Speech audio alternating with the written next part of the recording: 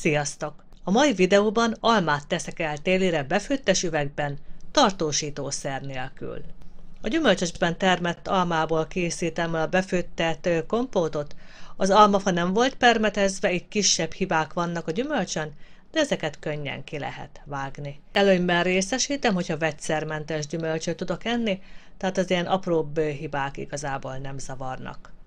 Az almákat alaposan megmosom, majd meghámozom. Az almahéját nem dobom ki, hanem meg fogom szárítani. A szárított almahéj nagyon jól felhasználható, amikor megszárad.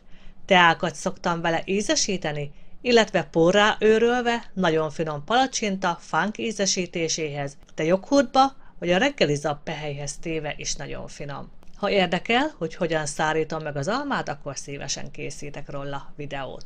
A meghámozott almából eltávolítom a magházat, majd kockára vágom. Van, amikor reszelve teszem le az almát, de erről már készítettem videót. A videó linkjét beteszem a leírásba. Egy vízzel teli tálba teszek egy kis citromsavat, ebbe teszem bele a feldarabolt almát.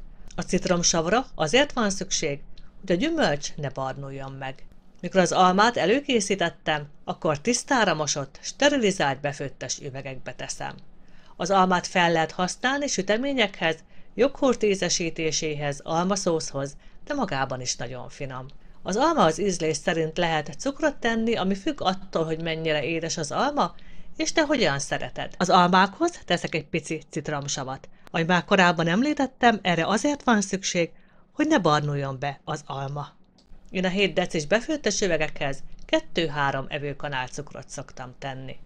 Az almára vizet öntök annyit, hogy a befőttes üveg nyakáig érjen, majd ráteszem az üvegre a tetejét. Érdemes egy pillanatra fejre fordítani, így lehet ellenőrizni, hogy rendesen rá van-e tekerve a kupak, és hogy jól zár-e.